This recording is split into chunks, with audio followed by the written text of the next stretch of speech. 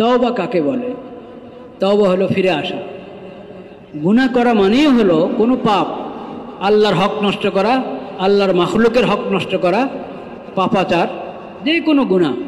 গুনাহ করা মানেই হলো আমি উল্টা দিকে হাঁটা শুরু করেছি,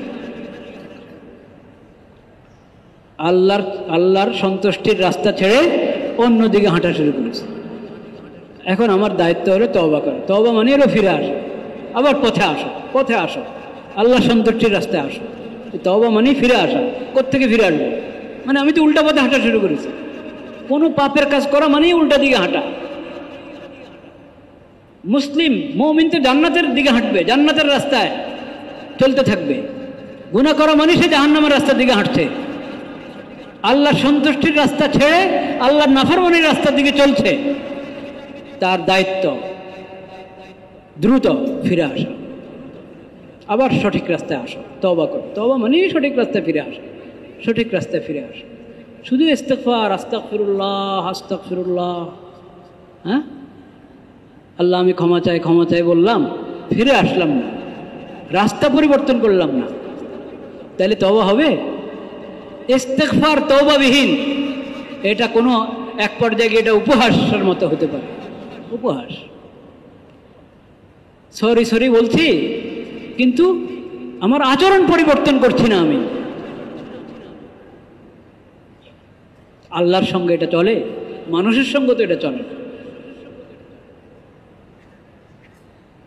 এই জন্য ভাই, ইস্তিগফার এবং তওবা, ইস্তিগফার এবং কি তওবা দুইটা একসাথে।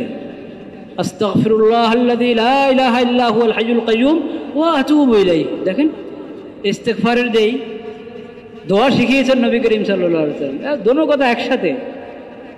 আস্তাগফিরুল্লাহ, আমি আল্লাহর কাছে ক্ষমা চাই, ক্ষমার প্রার্থনা করি, আল্লাহ আমাকে ক্ষমা করে দেন। আল্লাহ একমাত্র মাবুদ, আল্লাহ ছাড়া কোনো মাবুদ নেই, যিনি ছাড়া কোনো মাবুদ নেই, সেই রব্বুল আলামিনের দরবারে আমি মাগফিরাতের প্রার্থনা করি, ক্ষমা প্রার্থনা করছি। ওয়া আতুবু ইলাইহি, এবং আমি তার কাছে ফিরে এসেছি।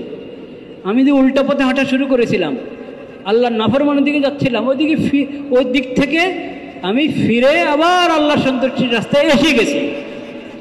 এটার নাম হলো ইস্তিগফার। যে ইস্তিগফারের মধ্যে তওবা আছে ওটা ইস্তিগফার। যে ইস্তিগফারের মধ্যে তওবা নাই, গুনার রাস্তায় চলছে আর আস্তাগফিরুল্লাহ মুখে বলছে, এটা ইস্তিগফার না।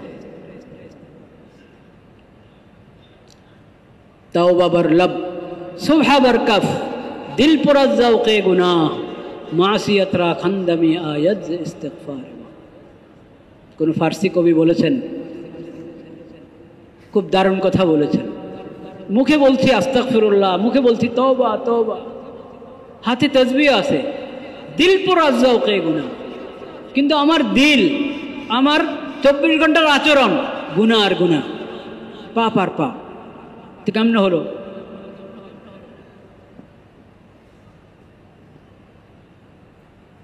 মাসিয়াত রা খানদামি আয়াত যে ইস্তিগফারে মা, এমন করলে তখন পাপেও হাসে, পাপেও কি হাসে, ও তোর তওবা, তোর ইস্তিগফার দেখছি, পাপেও হাসে। তো পাপকে আমি কি হাসতে দিব আমার উপর? না। এজন্য আমার তওবার সঙ্গে ইস্তিগফার থাকবে, আমার ইস্তিগফারের সঙ্গে কি থাকবে? তওবা থাকবে। ফিরে আসো, যা হয়ে গেছে ওটার উপর লজ্জিত হয়ে ওটা ত্যাগ করো এবং সামনের জন্য প্রতিজ্ঞাবদ্ধ হও আল্লাহর কাছে যে আল্লাহ আর এ পাপ করব না, কোনো পাপ করব না। আপনি আমাকে তৌফিক দান করেন, হিম্মত দান করেন, সাহস দান করেন, আমার তওবা যেন খাঁটি হয় সেই তৌফিক আমাকে দান করেন।